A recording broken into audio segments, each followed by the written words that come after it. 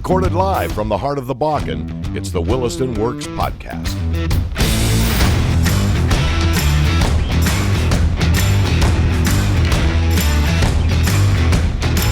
Welcome to the Williston Works Podcast, brought to you by the City of Williston. Williston Works brings you in-depth discussions with the entrepreneurs, small business owners, and investors who are getting it done in Williston, North Dakota. I'm your host, Shawn Wenko, Executive Director of the Williston Economic Development Office. And today's guest we've got here is Rachel Laqua. She's the Principal Planner with the City of Williston. Rachel, it's great to have you on the podcast. Hey, Shawn. Thanks. You know, why I wanted to talk to you with the planning department and being with the City of Williston is that we're seeing a big change in direction and in what I guess the definition of economic development is. And what I mean by that is there's such a heavy focus now on quality of life. You know, we look at, I think I heard just the other day that there was 18,000 jobs open in North Dakota.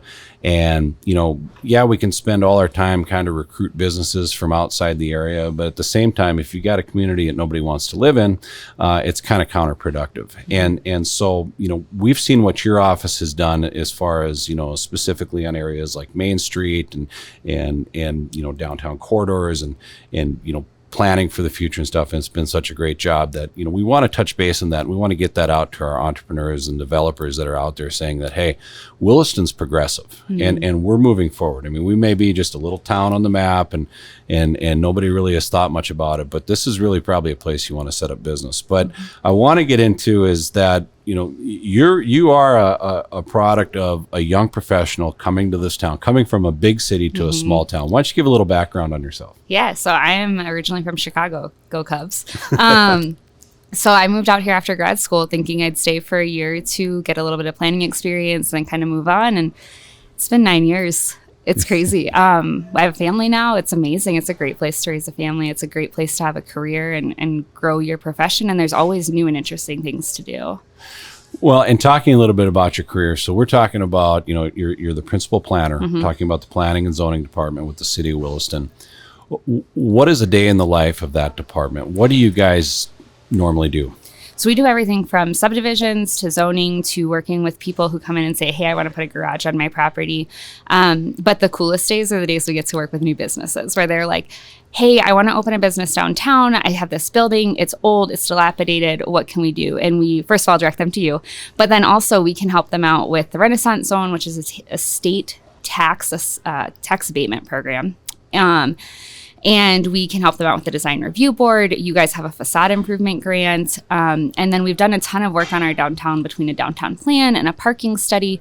And so we have all of these directions that we can help kind of filter people to so that they have really a great base to build their business on downtown. And you've touched a base on a couple of those programs, and you're right. You know, through the STAR Fund, we've got what's called the Facade Incentive Improvement Program, and it's if you're within a certain corridor of the downtown, you can improve the exterior of your building, and there's certain parameters that go with this. But you know, if you meet with economic development, we can work with you, work with the entrepreneur on that. You guys do a great job with the Renaissance Zone tax credit program. So when we're talking about our downtowns, you know, those programs are huge. And, you know, jumping into downtown a bit, that's one thing, you know, I have a big soft spot for downtowns because I really think that's what, you know, when I go to other cities and stuff, that's where I like to check it out and really see what it really shows a reflection of the history of the city and, you know, maintaining that, you know, that exterior that's downtown, you know, we'll try and provide the most modern, you know, means of comfort, I think is really important to quality of life. But we go back, and if you look at, you know, I think we have some old stock photos out there that show, we go back several years ago, we show what Williston downtown looked like. And then you guys worked, you know, with the City of Williston through a major reconstruction of everything from above and below ground. What was that whole process like? I know it was a while ago that we did it, but it really looks good now. But what was that process like leading up to it? So it started before I got here. So I'm not necessarily the best person to talk about the very beginnings of it, but the City Commission had started working on this downtown reconstruction plan. They wanted to make it look aesthetically pleasing. They wanted to invest in the aesthetics and then the infrastructure, because for every dollar of public investment, there is a certain amount of private investment that typically comes with it. And I don't know that number off the top of my head, but it's a significant amount. And so if you can upgrade that water, you can upgrade the sewer, you can upgrade fire lines, you give people a better base to build on and to start revitalizing older buildings. So the reconstruction project was about aesthetics, was also really about infrastructure. We needed to replace our crumbling and aging infrastructure, and this was a great way to do it. So they worked with an original consultant to come up with a base plan. And then a couple years later, we started working on the project itself. Some of those plans got changed. It had some input from our downtown plan consultant, which was RDG out of Omaha. And so they came in and they had talked with the public. They held some public meetings. And so those plans kind of shifted from its original look downtown to what you see now down there. And there was a huge focus on creating public space that people felt comfortable in. So I know our curb belts, everybody is always fond of those. But what they do is they provide a little bit shorter crossing space for pedestrians, which it's a little bit safer for people to cross the street. They also slow traffic down, again, meaning it's safer for pedestrians to walk around. They also serve as benches. So during summer nights on Main, a lot of times you'll see people sitting there, hanging out, having their beer or their pop, eating their food, hanging out on those benches that are our curb belts. We have trees downtown to provide shade. We've got benches. We've got trash cans. All of that plays into this concept of a space that people can really hang out in. We want you to shop in stores, right? But also, if you just want to come down and hang out, that's great. That's awesome. That's providing this sense of vitality and livability. And maybe you don't buy anything today, but you say, hey, that store looks cool. I'm going to come in there tomorrow. Or, hey, that place looks great for lunch. I'm going to go there next week. And so we really want that to, that's the atmosphere we're looking to provide. Well, and you had mentioned summer nights on Main, and that's, in the summertime, I think most people, our listeners know what it is, but, it's every Thursday. Every Thursday. In the summer, it attracts thousands of people. I think our average, the last time we did it, was 3,000 a night. Because we didn't do it last year, so 2019 would have been about 3,000 a night. Tremendously successful, yeah. And live entertainment comes in, and there's vendors and things for kids to do, and it gets the community out there. And on top of that, you also, they've you've introduced the farmers market down there, which happens on Saturday mornings, I believe, 9 to 12. Crazy days. So it really has. When we talk about the safety, again, if you look at, I remember the days of 4 lanes of traffic. You had to kind of look out past parked cars in order to cross the street and stuff like that. It's so much more inviting downtown. And with that, again, we talk about business development because there's, we have, at this point in time, there are a lot of people looking to get downtown. Now, sometimes it doesn't always work, with the business plan, but there's still a lot of interest that, if the business plan worked, we could fill every building that we see downtown. One thing you guys are doing now, well, a couple different things you guys are doing on top of this. Let's talk a bit about the art corridor, because I think this is really interesting, and I believe there's some grant dollars coming in for this.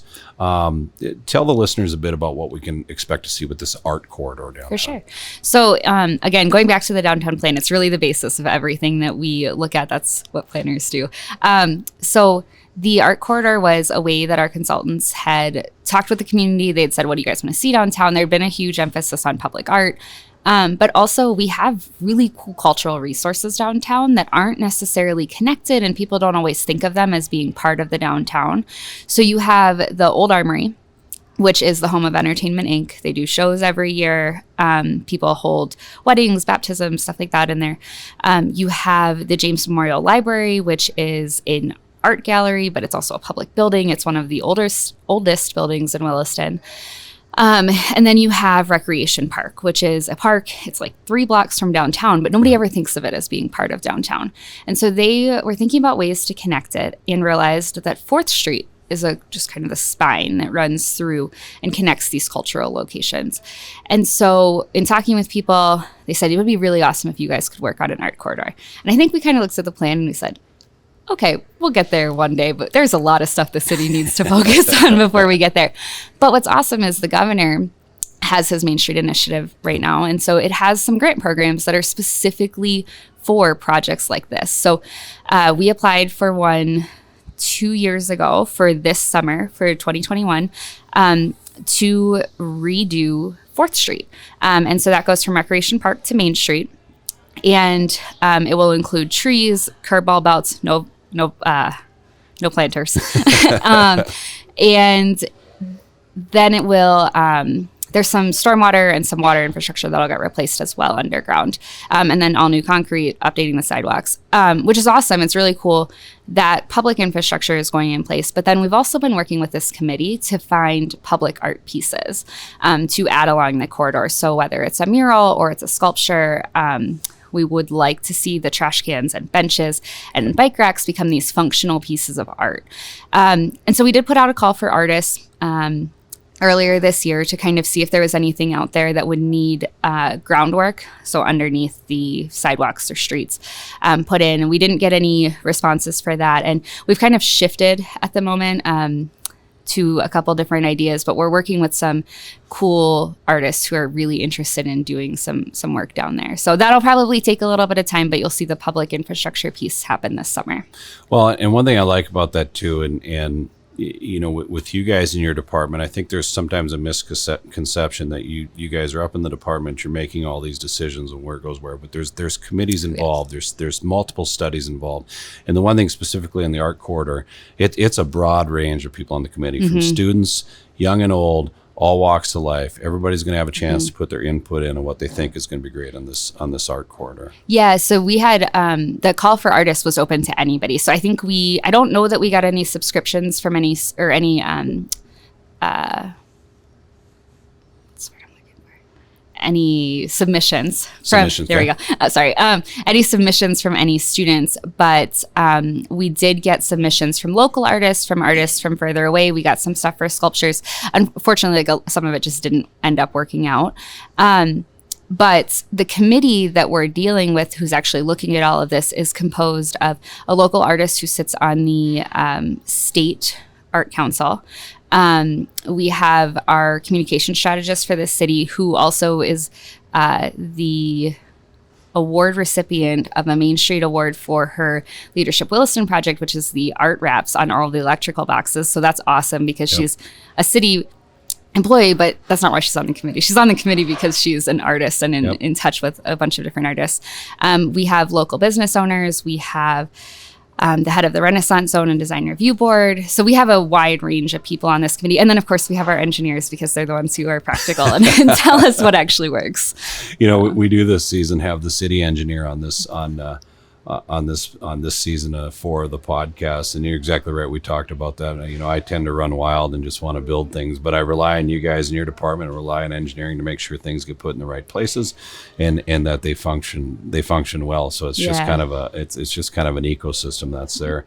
One thing, you know, so outside of the art corridor, there's another really cool project we're going to see popping up here, and that is Wayfinding. Yes. And that has been under the works for a long time. It has been. Okay. Yep. Let's talk a little bit about that, on that process and how we got to the point of where we're at now and when we can expect to start seeing these signs. Yeah, so it all, again, goes back to a plan, right? So our 2010 comprehensive plan that we did spoke about a need for wayfinding. Our update in 2014 and 15 said the same thing.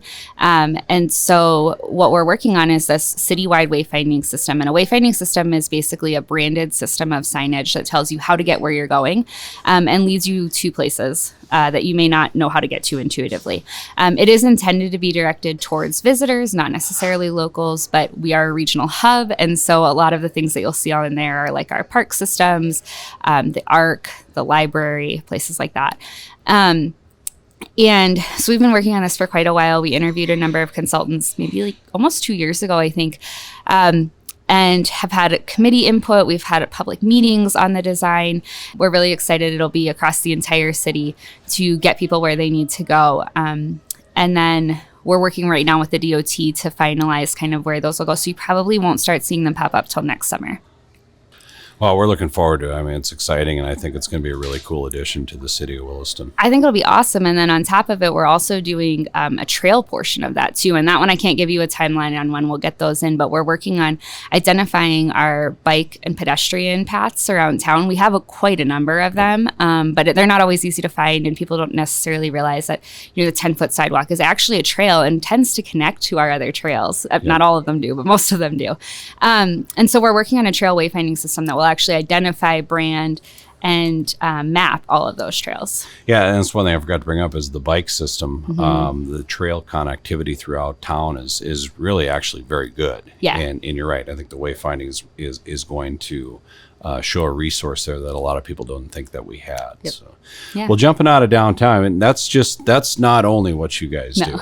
And I think one of the biggest projects that I've been close to with planning and zoning is the redevelopment or the development of Williston Square, which is the old airport property.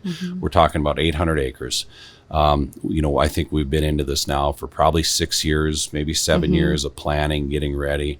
And it's important, it gets up to your department, and, it's really important when you take 800 acres, you got to start putting things right. You can't, where do people live? Where do people shop? How do you put roads in this thing? What sort of process was that for you guys? It had to have taken some time and a lot of resources, because if you look at the map right now, all those different colors that you see on what we call a land use map, that is different areas of what can go where. Yep. Okay. And that wasn't just sitting down one evening and just sketching that out. What is that process like for you guys? Wouldn't that be easy though? It'd be great. We again worked with consultants that worked on the overall Williston Square redevelopment project. They and us and the engineering department, we looked at all of the water and sewer needs. We looked at all the stormwater needs, and that stormwater dictated a large portion of what you see on that map. So there are a lot of unique challenges that I know engineering dealt with in that realm. And once you kind of have that, you kind of get your park areas into place, and then you start thinking about the central area down there. What makes sense to go around that central area? Obviously, commercial makes sense, but what kind of commercial? Is it urban commercial? Is it large box commercial? Is it more industrial style commercial? Is it single family residential? Maybe it's multifamily residential. Maybe it's mixed use. And so we kind of take a look at all of those things and kind of, it's almost like a puzzle in a way. You kind of it's actually really fun to do when you have a huge blank sheet of paper. You and I used to do that, the Williston. It was kind of training. A game. Yeah, we did. We turned it into a game for the kids. Yep. But it's kind of fun to do, but it is difficult because you end up kind of thinking like, okay, well, if you put the single family over here, they still have to be able to walk to the entertainment area, but they probably don't want to hear the entertainment all the time, right? And so that's kind of how we worked with the consultants to try to figure that out. You start with your physical constraints and you move on to the practical constraints. And I think the plan that the city ended up with is going to be a really good neighborhood. Yeah, I think so as well. I mean, I'm excited for Williston Square. There's a lot of interest in there right now. It's going to develop fairly quickly. I mean, it's going to take years because it's such a big piece of property, but it's going to be a showcase piece for the city of Williston. Getting into just final comments, I want to give you the last word a bit, Rachel. When we talk about Williston, you talk about the future of Williston. What do you see? I see it kind of continuing on this same trajectory of this really vibrant town that has some awesome community aspects that people don't always think about. And I just see those growing. I think every year we see more and more interest from the community in getting involved and in creating businesses that are meant to really enhance that community. I remember talking to someone a couple of weeks ago who said, you think it's a good place for families? And they were really surprised because they just kind of viewed it as a place to come work and then go home. And I was like, I think this is one of the most amazing places you could raise a family. And I think that's where I see Williston going. I think it's always been a really good family town. And I think now as we grow and we have more people from different places, I just think that it's going to continue to increase. And I think we're going to see businesses that help that along, and we're going to do everything we can to support it. I couldn't agree with you more. We're seeing a tremendous amount of diversification into this area. We're going to be poised for some pretty long-term growth. And I just love, I love, your thought process, the progressiveness, of ideas out there in the city. And the one thing I'll tell you, when we come upstairs quite a bit, and when I say upstairs, we're in the same building. You guys are located on the second floor, but we have better coffee. You guys have better coffee.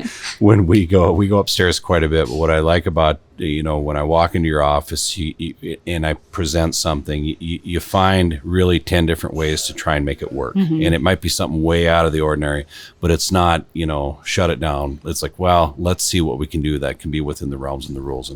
And so we appreciate that. And I think from an entrepreneur or developer, they appreciate that as well. So. Yeah, we try our best to say yes. Might take some working, but we try it. Takes a little finagling. Yeah. So.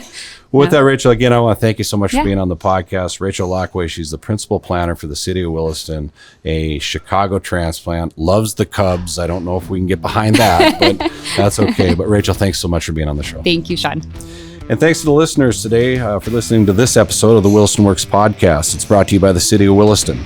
Please like and subscribe for more interviews and content. And to learn more about Williston, North Dakota, visit citywilliston.com. I'm Shawn Wenko, Executive Director of the Economic Development Office, and we will see you next time.